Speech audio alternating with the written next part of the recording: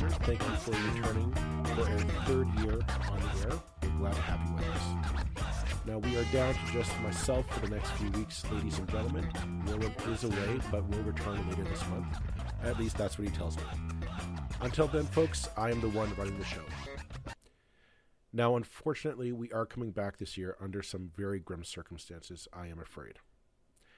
Over the break, news spread across the province about a young OPP officer, Constable Gzregorz Pierzchala, who was tragically shot and killed in the line of duty. This episode is not about that event, though. It is an ongoing investigation, and the accused is still to appear before the courts to be tried. However, that has not stopped the politicians and armchair experts from rushing to the microphones. In the wake of that incident, hyperbole has flown around from federal Conservative leader Pierre Poilievre as well as Ontario Premier Doug Ford about broken bail systems and, of course, needing to be tougher on crime. All this geared at driving their supporters further into their respective camps. However, one story had slipped under the radar amongst all the rhetoric, and that was a tweet from a previous guest on this podcast, Karl Dockstader. On December 28th, Karl tweeted in reply to the Halton Police's posting of the thin blue line logo on their feed. His tweet said, "My heart aches for Constable Gzregorz Pierzchala's family, friends, and colleagues. His death was wrong. Sharing the thin blue line scares me and scares many non-white people. This distracts from a time when we should be coming together to grieve this loss." Shortly afterwards, the Halton PD took down the image. There was nothing more said or done on either side about the exchange. It did bring up a plethora of thoughts and feelings on both sides of this debate, though. The thin blue line imagery holds deep meaning. It is an image that conjures up a lot of emotions and history to process. It means one thing to a police officer and their friends and family. It means something completely different to a member of the BIPOC community. Policing is something that is not going away. It is impossible to change that. However, their relationship with Canadians is something that is very fluid, and I think in the process of change. How police in the 905, Ontario, and Canada at large interact and engage with members of the BIPOC community is something that is very much on the tip of many people's tongues in today's world. I wanted to speak with Karl about his tweet, the reaction to it, as well as whether or not he thought a middle ground could be met on the thin blue line. Karl is an award-winning Indigenous journalist and the co-host of the One Dish, One Mic podcast. He is also host of The Drive on C10 CKTB out of St. Catharines. He joins me today. Okay, well, thanks, Karl Dockstader, for coming back on. I think this is the third time you've been on the show, so we thank you very much for taking the time out of your busy schedule to come on and talk about this this important discussion, or this important topic that really needs to be had by all people in Ontario, the 905, and I think Canada as a whole. So thank you very much for coming on. Yeah, it's my pleasure. I'm working towards my 5-timers jacket, right? I get an official 905ers 5-timers jacket. Let me talk to the boss. Let me talk to the boss, and we'll see what we can make happen. By the boss, you don't mean Roland. You mean Mrs. Joel. Well, yeah, absolutely. Oh no, also I should say, because this is our first episode of the new year, so happy new year to you, and all the best for a good prosperous 2023 for you. Yeah, hoya and noya, happy New Year's for sure. Unfortunately, over the course of the New Year's holiday, tragedy kind of struck in and around the 905 with Constable Pierzchala, and I'm hoping I'm pronouncing his last name correctly, to his friends and family, was shot and killed in the line of duty, to put it bluntly. We aren't going to discuss the ins and outs of that case. That's an ongoing investigation. Criminal charges will be investigated over time. We're not here to discuss that. What I do want to talk about is a tweet that I saw from you about it, where Halton PD tweeted out the thin blue line logo flag on their Twitter account, and you had a response to that. And I'm wondering, just could you tell us what it is that you tweeted, and also you personally, what does the thin blue line logo or that statement mean to you as an Indigenous person in Canada?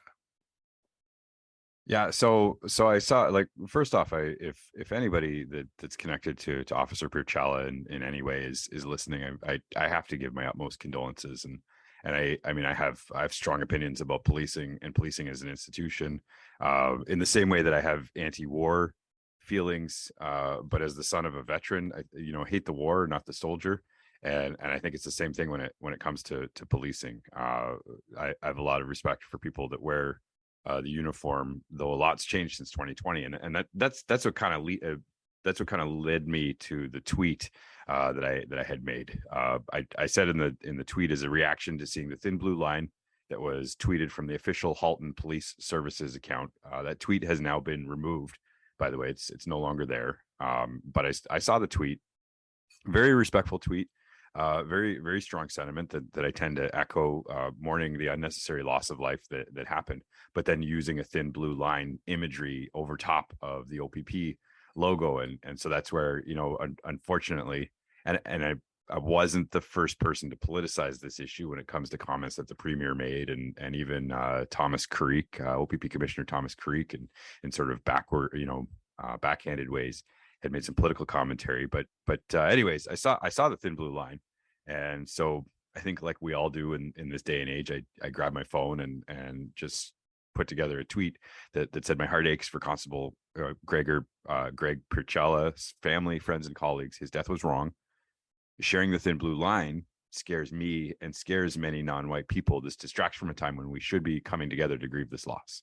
And that was it. And I didn't give it much thought. And my tweets these days are getting dozens of likes, which makes me very happy. One or two retweets, usually Sean, my radio bestie, and then we'll retweet it from our official One Dish One Mic account. But this got a little bit of attention, both negative and positive. So, I guess you and I come from very different backgrounds, and I'll be honest, when I see the thin blue line, I understand there's controversy around it from the BIPOC community, but it does mean something different to me as a white man in this country. I have at best a passing indifference to it when I see it. I understand, and I'm trying to what I want to do with this podcast episode is kind of open that door and open that dialogue to just really understand. Your reaction is very much different from mine. I mean, I'm at best neutral on it. When you see it, and I assume other people in the BIPOC communities see it. What's your initial reaction when you see that logo or that terminology used? Just can kind of give us like your first 3 seconds, your first gut instinct when you see that? Fear, without hesitation.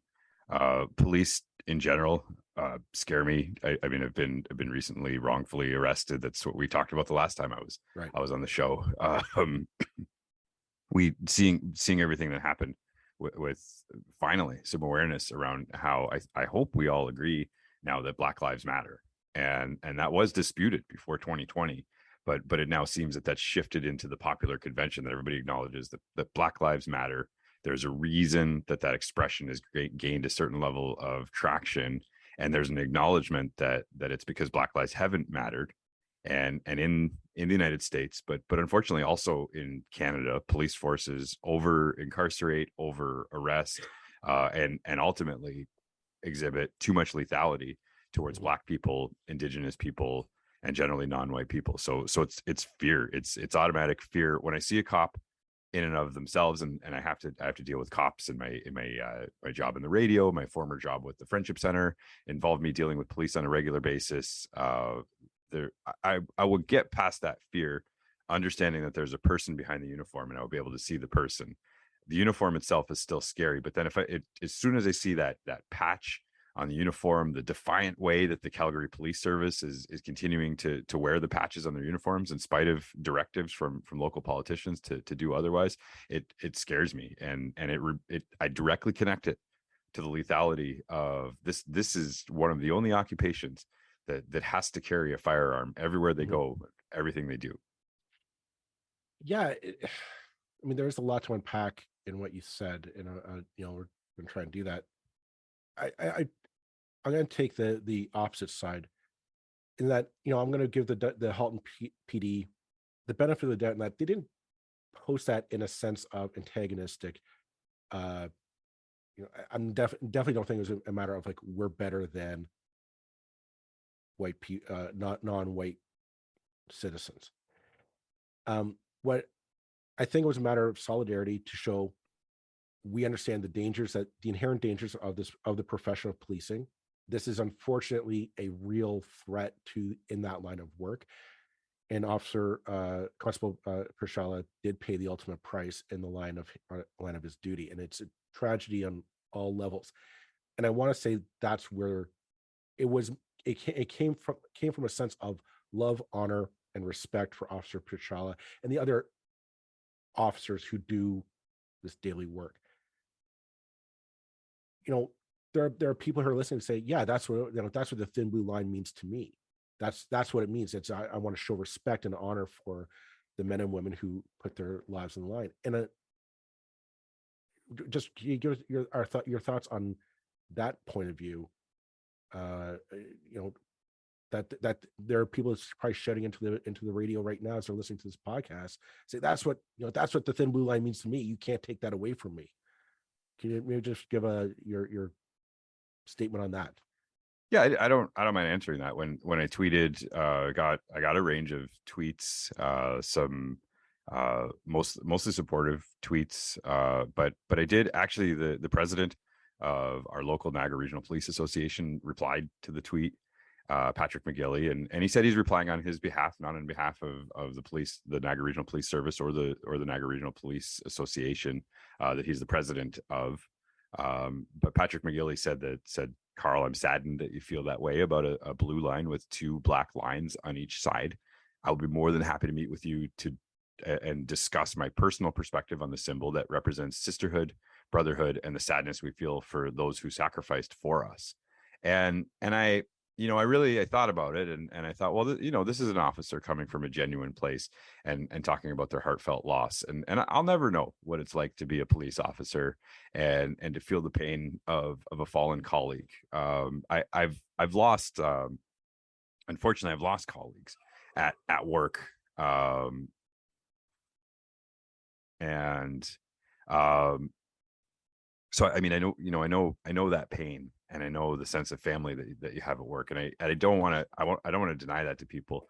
But I'm not sure if I'm going to take the meeting or not with Officer McGilly, because I also feel that when you're in certain types of service, you have a responsibility to have certain levels of knowledge. So are there 905ers that are out there that think, oh, the thin blue line is just a way of one officer honoring another officer? I think that's fair, at least before this podcast, that perspective is out there. But officers themselves, I think, have a responsibility to understand the systemic forces at play in police services. The fact that police services specifically have been used as tools of colonialism, tools to oppress Indigenous peoples, that officers themselves, and predominantly in the United States, but Canada is not immune to anti-Black racism that's directly connected to police services. And so for officers, and particularly for the Halton Police Service, to post the thin blue line, listen, more than how you see fit. I don't want to take that away from you, but leaders in Indigenous communities such as myself, leaders in Black communities across Canada, coast to coast, including Black Lives Matter leadership and beyond, have said that this symbol has become associated with white supremacy.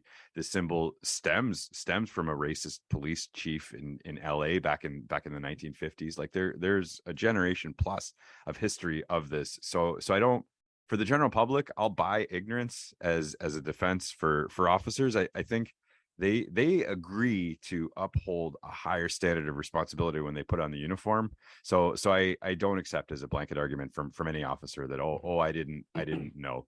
If I'm telling you that as a non-white person I'm associating the symbol with white supremacy, and then if you are, after hearing that, still choosing to use it, to wear it, to show it, even in this time of mourning, I think it's a weak argument at best. Well, I'm glad you brought it up because I wasn't sure how I was going to segue into this, but you brought up, so you give me the threw the door open for me. But you're right. I mean, that we do see the thin blue line.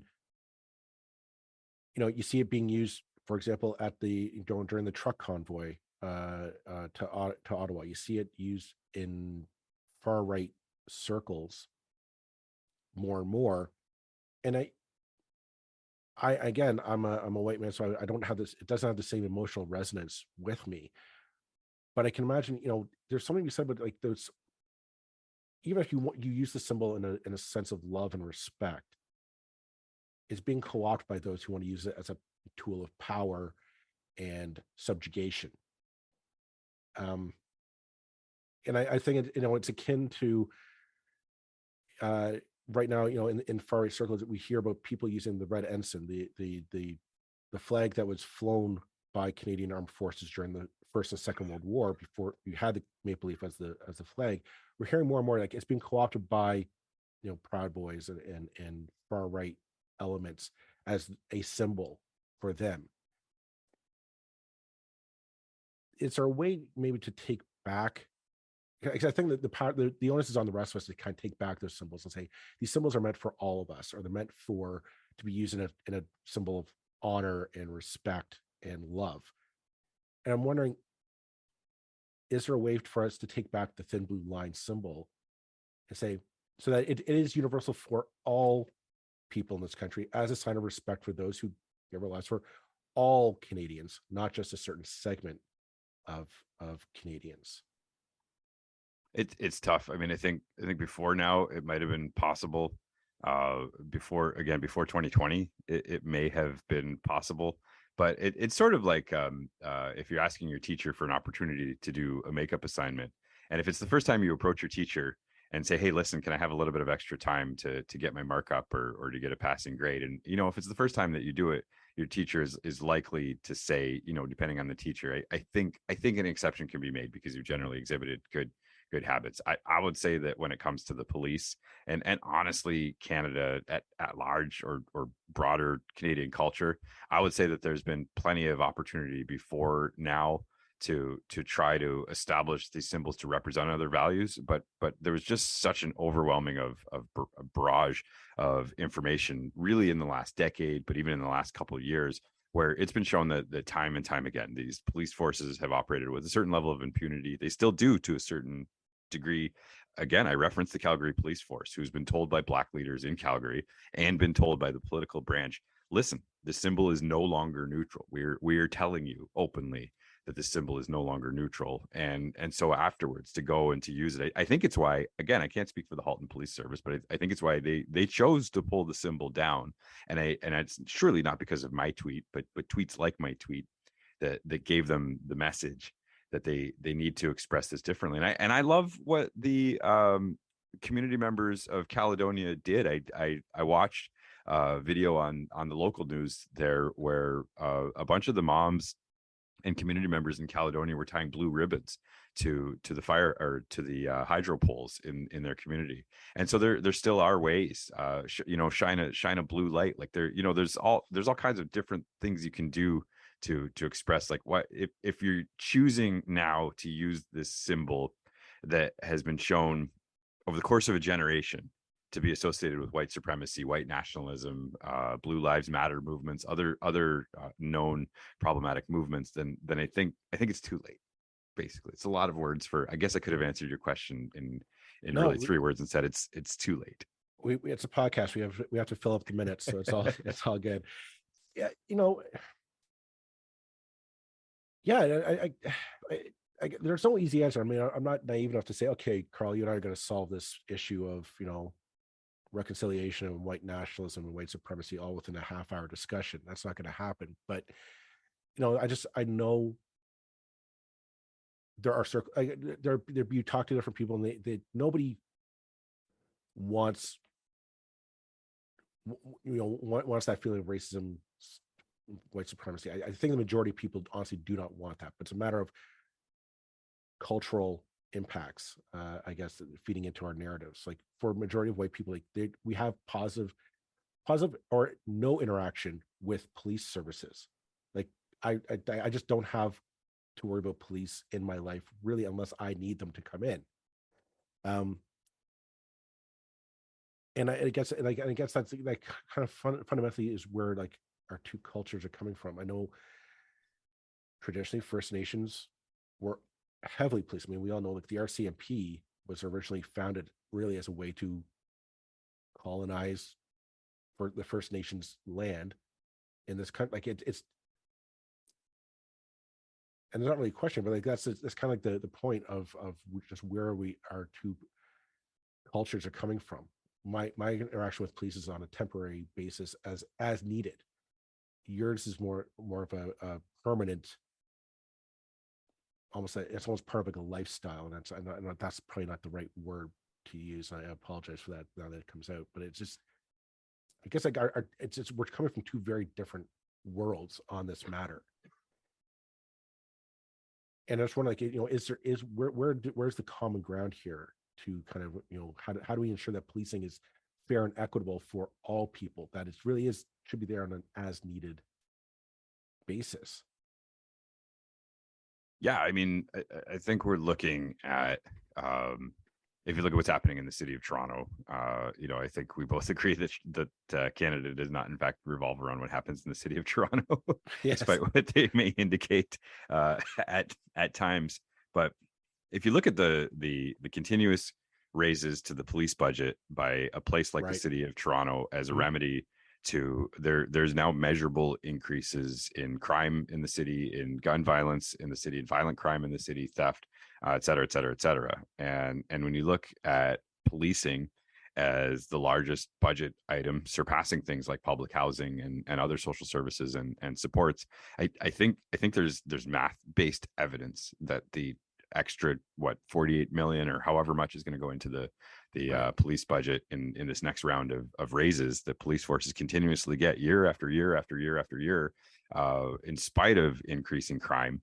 Now, I think there's evidence to be made that, again, it's time to have, and I know this is unpopular in a lot of circles, but it's time to have discussions around defunding the police and what that should look like. And I think that those discussions should be based around the fact that, again, it's the police are never, they're never going to be part of a long-term solution to any problem that I'm looking to solve. When it comes to, and again, I want to pay tribute and respect to the fact that when there are terrible car accidents on the highways, and there are certain tragic events that happen, and police officers are charged with the task of walking towards the conflict, and so I never want to minimize that and the difficulty of that. And I do think that we need emergency response personnel that are most suited to that. But I think that I think the police have also done a fantastic job marketing themselves as solutions to problems that they're not really solving. Police are mostly reactive. And again, there's volumes and volumes and volumes of evidence of that. If something has been stolen, sure, you want a police officer to come and to catch the bad guy afterwards.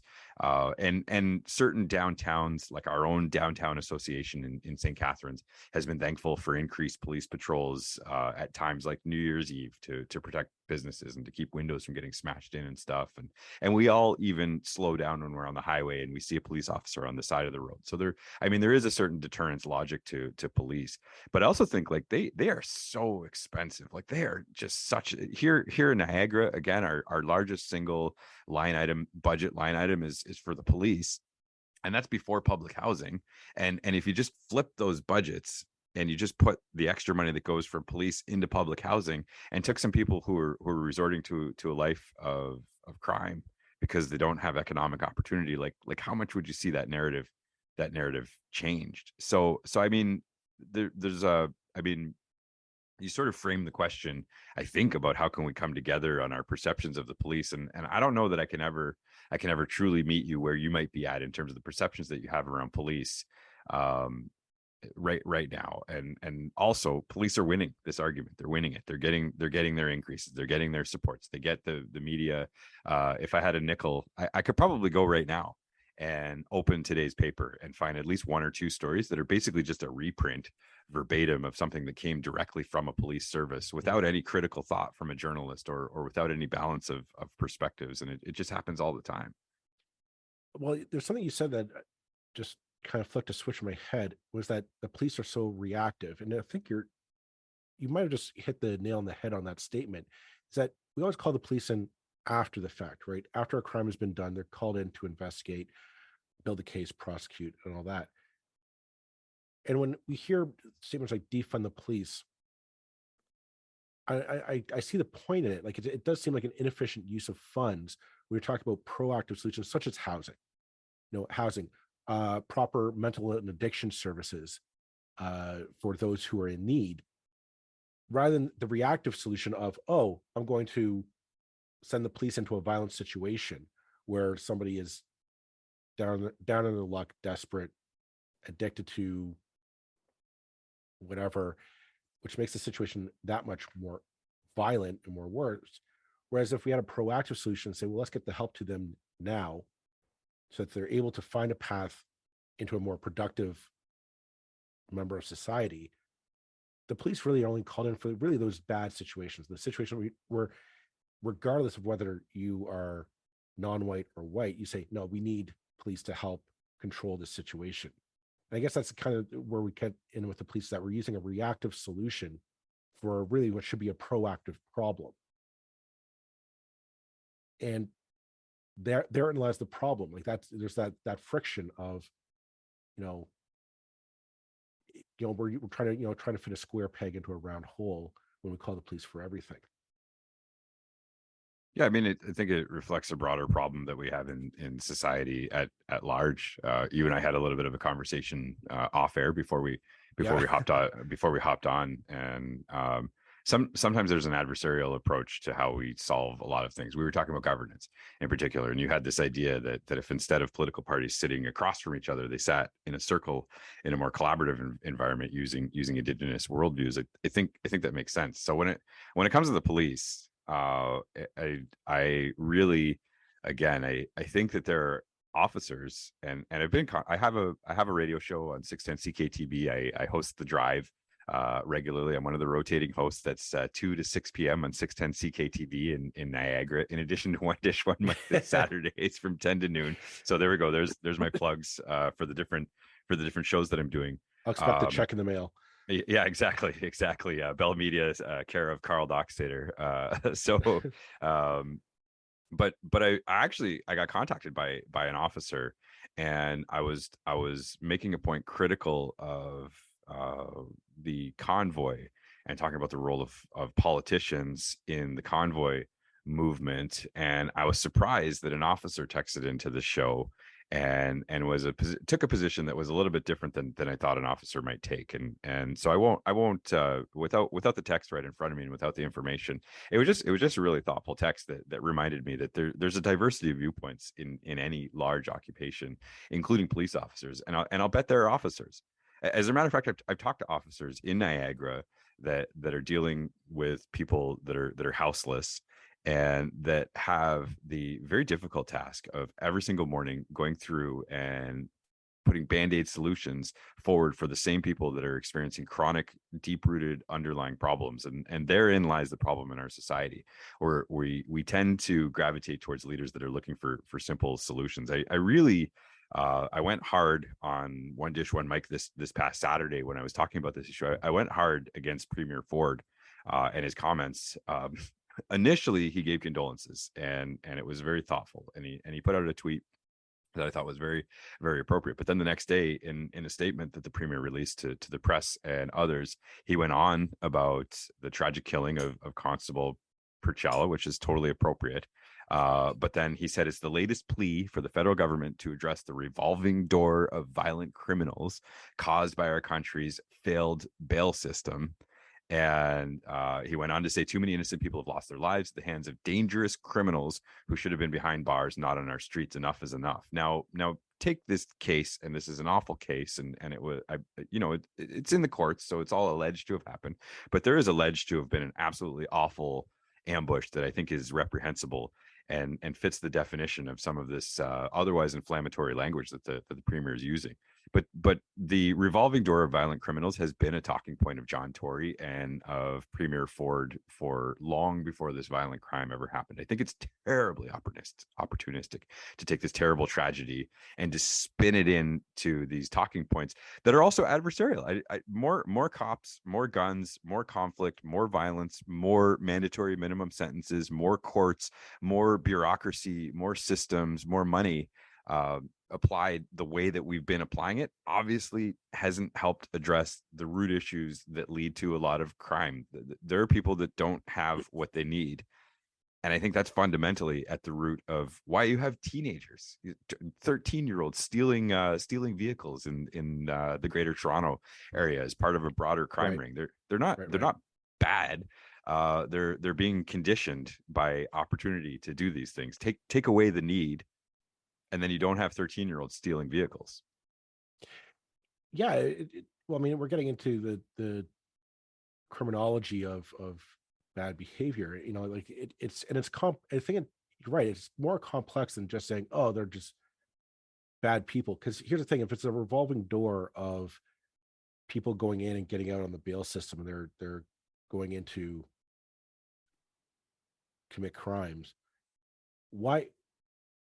Like that's not empirically, it's not the case. Like our cities are on the whole very safe to be in. They're very safe to walk around it. They are not these lawless ghettos of criminality, you know, where you have like roving gangs of kids looking to pillage and plunder, you know, unsuspecting white people. Because I'll be honest, like it's the same rhetoric we heard in the States, right? For like during the 80s and the 90s that was used against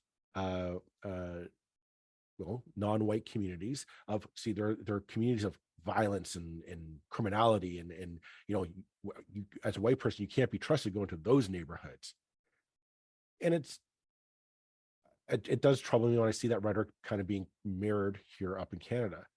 You know, it's funny, like we use the term, it was a few bad apples, right? Like when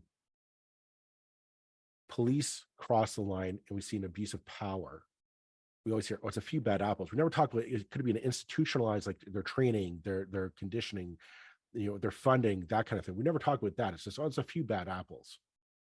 But it's never a few bad apples when this happens, you know, when this officer was shot. It's never, well, that's just a really bad situation. Let's look into that situation.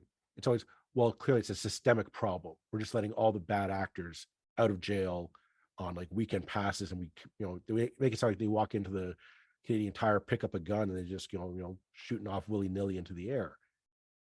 That's not how it is. You know, you're right. And I think that rhetoric just doesn't help the situation. It doesn't help us actually tackle these issues head on, where, you know, proper housing, proper education opportunities, proper, just, you're right, just opportunities for people to live better lives is really what we need. And that costs money. That takes money. It takes an investment of time and resources, and honestly a little bit of compassion and empathy to say to somebody, like, how do I make your life better?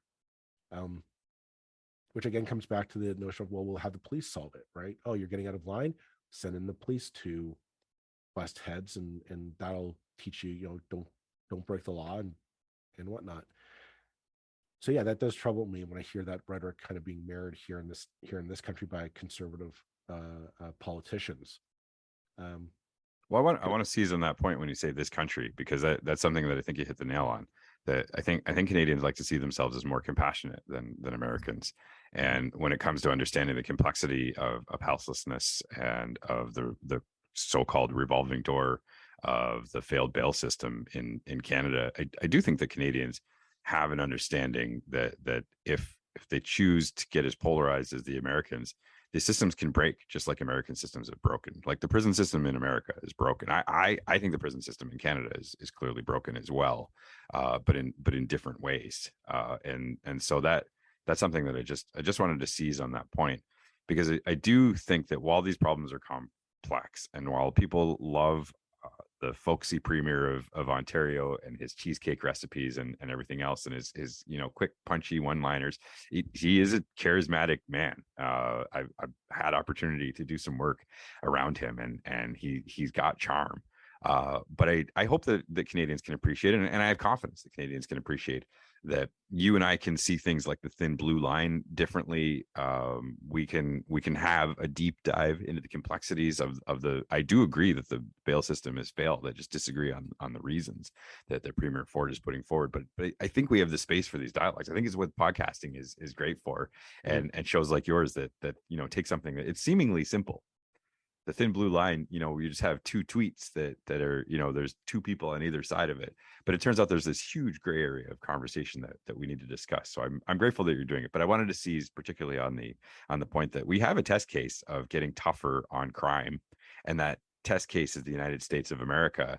And if that's what Canadians want, then they're going to get something that looks a lot like a lot of the aggravated problems that Americans are struggling to deal with now. Well, and you're right. I guess I just look south of the border and look, as a society, it's a very segregated society. I mean, and I do mean that in the strictest sense of the word. I mean, it's not an official policy on paper, but you go through the states, and there are Black neighborhoods and there are white neighborhoods. There are Latino neighborhoods and Korean, Korean neighborhoods. Like their neighborhoods, they like to segregate and keep everything apart. And when that friction happens, when different cultures rub up against each other, we'll send in the cops and bust heads and keep order. But I don't see it's working. Like, I mean, when you have to privatize jails and prisons to just keep them in, the incentive just keep them full.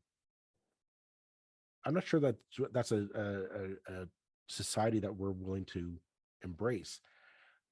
I think, kind of coming back to the notion of like reconciliation, what that means, and I'm worried about it becoming like a buzzword and just kind of a token word in our society as a whole, because it keeps coming back. But I do think there's something to be said about in this situation of just what does reconciliation means, and it's not a matter of this alleged perpetrator getting off scot-free because some kind of PC wokeness.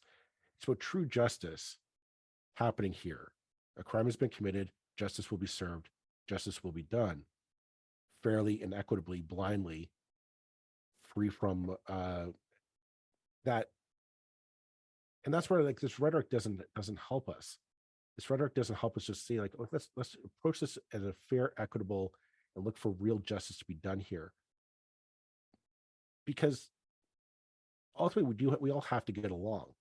Like I know that this crime happened just on the border of the Six Nations. It's we need to kind of find a way to live coexist and live with each other in a harmonious way, and not. And I find that that rhetoric just doesn't help us in this time. I don't know. It's cheap political points, because I know they're trying. Doug Ford's trying to use it to draw attention away from his controversies regarding completely unrelated matters. I'll give him that. And we know that Pierre Poilievre at the federal level, he's trying to capitalize. Well, I can be the tough on crime prime minister and make some hay against his political opponents. And I think that just cheapens the dialogue that needs to happen right now. It's that common humanity of a human being has died, wrongfully so. Let's all take a minute, regardless if we're Indigenous, Black, white, whatever, and just grieve for that. A human being has been taken away from us in the prime of their life. And then if we can have that empathy, can we share that with other situations when other members of different communities, when they lose their lives prematurely, to have that empathy and say, like, what happened here? How do we? And so I'm not talking just in regards to police interactions. I mean, just in general, when a young Indigenous man or woman, Black man or woman, loses their life due to addiction, just poverty, anything of that nature, And we had that common humanity, like, what happened here? We need, could this have been avoided? And yeah, that rhetoric just kind of blocks that discussion from happening, or from us going down that path and having that hard conversation. It's not going to be an easy answer. I don't see that happening. Yeah, I think you hit the nail on the head. And again, I really believe that there's a big appetite for that. Stephen Harper had a tough on crime political agenda, and it worked enough to get him, I think, the one majority, and then to string together a bunch of minority governments to keep him in office for a while. And then now the Liberals are kind of undoing a lot of that. I've worked in court. I was a court worker for 2 years, and then I was an executive director at a friendship center for 2 years that organized a justice program across 4 different friendship centers. And while it was my colleagues that did that legwork, it was still part of my responsibility to work directly with the program. And so that would be my challenge. So instead of presenting myself as some sort of an expert here, though I can qualify certain perspectives based on direct work experience, I would challenge people that have preconceived notions around crime and criminals and violent criminals and the broken bail system to spend some time in the courts. Our courts are public. Anybody can go right now, and especially now that it's post-COVID, you can go to your local courthouse, find out where the bail court is, and go and sit in there for a morning, sit in there for an entire morning, and hear the stories of the people that end up in the bail court on say a Monday morning after a long weekend. And yeah, there's jerks in there. There are people that I think need to learn some hard lessons. There are some, it may be a little judgy of me, but there's some people in there that I think are kind of losers and could make better decisions. But it's just been over the course of sitting in those bail courts for the course of several years, there are more people that have a lack of opportunity and are struggling and need help and need something better than again a very expensive court system. I think an inefficient system when it comes to lawyers and legal aid, and that whole process is a hot mess, and was, by the way, defunded arbitrarily by $60 million. One of the very first things that Doug Ford did was gut the legal aid service by tens of millions of dollars. So it's a little disingenuous again for the premier to go, oh, the bail system's broken, but meanwhile you've taken away one of the most powerful tools that people have to help themselves early on in the court process, which is duty counsel, which is properly publicly funded counselors, lawyers that can guide people in the right direction. So again, we're fooling ourselves when we think there's simple solutions to complex problems. Yeah, I think you're right. I mean, and that's, I thought, and that's kind of bringing this conversation back full circles. One of the reasons I wanted to have you on, that simple statement of this symbol, the thin blue line symbol, it drives fear into the communities that ultimately the police are supposed to go in and serve. They're there to serve these communities, is on paper. And what kind of gave me hope in that situation was the fact that the Halton PD did take it down. I do think we have to give the Halton PD a lot of credit to say, yeah, I think they posted it in a sense of love and respect for Officer Pierzchala, but to say, yeah, but there's a big segment of the population that look at that and say, okay, what's going on here? Are you coming for me next? And for them to say, no, that wasn't our intent, we're sorry, and they took it down. I saw that as a almost as an olive branch. Say, yeah, we know we need to reach out to these communities, because I know for a fact that the Halton police are working to reach out to minority communities in Halton. And I think they realize, like, yeah, we think it means something, but the impact is different, and we need to recognize that. And so, was it a clumsy process? Yeah, clearly.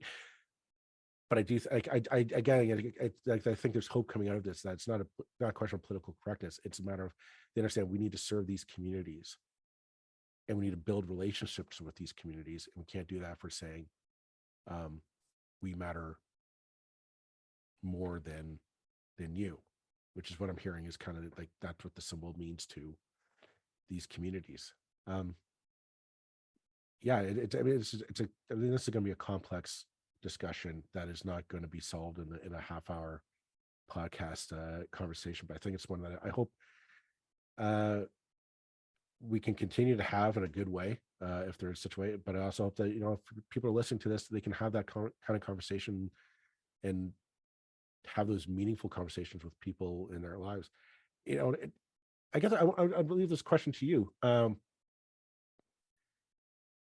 For the police services, the OPP, who have not had the greatest record of cooperation with First Nations in this province, what in your mind could they do to have a proper relationship, a relationship equality and respect with the First Nations communities, not just the Six Nations Reserve, but those who are living inside our communities, Hamilton, Burlington, St. Catharines, Niagara, and Toronto. What would you, as a First Nations individual, want to see the police do to put yourself at ease? I can make it easy, because unfortunately Dudley George lost his life at the hands of OPP officers who, I mean, there were just actually Kim Wheeler and Karen Pugliese do a fantastic job unpacking what happened at Ipperwash as part of Canada Land Back, which they did a 2-episode special on. So they talk about it, but I actually studied this when I was going to go work in the courts, and understanding that the police have an arm's length relationship with the Crown by necessity, and I think they do that well for the most part. But I would say read the Ipperwash inquiry findings, and pick the parts that are most appropriate to where you think that would apply to your job as an officer, or if you're in a leadership role with the police service or police force. I read he's non-Indigenous, but he was the executive director of Aboriginal Legal Services, and Jonathan Rudin wrote I think it's like a 70-page report, so it's a little bit on the lengthy side, but it's publicly available. It's easy enough to get, and I would read Jonathan Rudin's report on the Ipperwash inquiry, that talks about the history of policing, the state of policing, the problems that led to Dudley George being killed by police officers, and then some suggestions on what could be done afterwards. So I think there's a pretty straightforward set of solutions in there. On the most basic level, there's 2 things that happen with police services. When Indigenous people call, police officers either don't come as quickly as they should, or they don't take the crimes as seriously, or there's systemic factors at play, such as our friends in the Cree community that unfortunately had the stabbing incident, and the police weren't. There was a mix of, they were slow to respond, but there also was the reality of urban policing is very different than something you and I have to deal with, Joel. But either way, police have a reputation for responding slower to our concerns when we're the victims, and quicker to our concerns when we're deemed to have been the perpetrators. And again, I think there's empirical evidence that backs that up, and that's not just an opinion. You can find that there's evidence of that happening time and time again. There's complicated systemic factors why that happens, but either way, the onus is on the police to figure out how to solve that portion of it. So read the Ipperwash inquiry. Understand how to build those relationships with First Nations peoples in your community.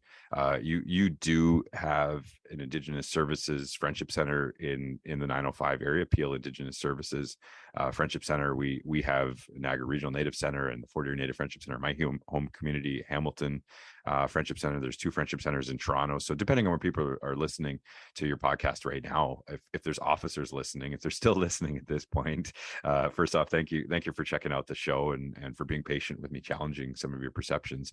But then on a secondary basis, if you don't have a relationship with your friendship center, or your chapter of Native women or other Indigenous organizations in your community, build that relationship. Find a way to build that bridge of friendship, because again, I can get as mad as I want at policing as an institution. It's harder for me when an officer is standing in front of me, especially if they're willing to have a frank conversation, to reject some of their standpoints, and especially if they're listening and we're listening to each other. So those are a couple suggestions on how to bridge that gap in a good way. Yeah. You know what? I think we'll have to leave it at that for this episode. But again, this isn't a situation that's going away anytime soon. So I suspect we might be seeing this in the future as well. But I hope that I hope we're on the path to a better place for both for everyone involved, I should say. Thanks very much, Karl, for coming on to the podcast today, and we'll see about getting that jacket on your 5th time around. Yeah, I appreciate you having me, and I'm a medium slim fit, just so you know. So just talk to your tailor. Honestly, Joel, thanks for thinking of me. Thank you very much. Take care.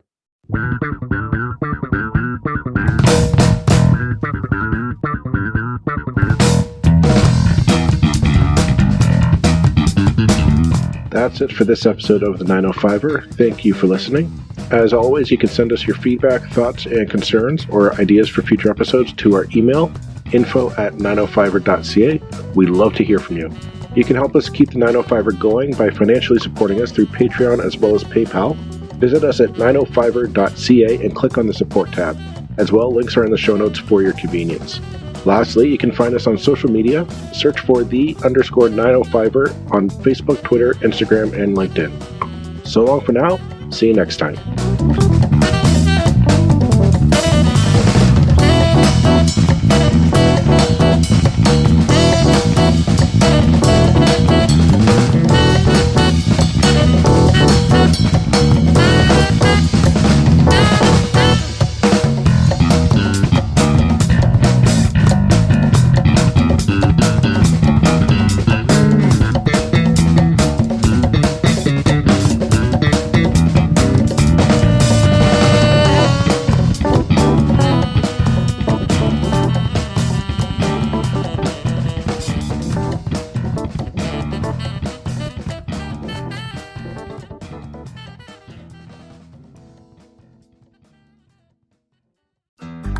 Looking to make the most out of this life and optimize your personal wellness? Then check out the Natural Man Podcast. Join me, host Mike C., as we explore all areas of human wellness, physical, mental, and emotional. Learn strategies to optimize your own well-being and be in the driver's seat of your own health. Remember, your doctor works for you. Learn biohacks, neurohacks, ways to improve sleep, and ways to optimize your body and your mind. Check us out on Apple, Spotify, the Fountain app, and at naturalmanpodcast.com.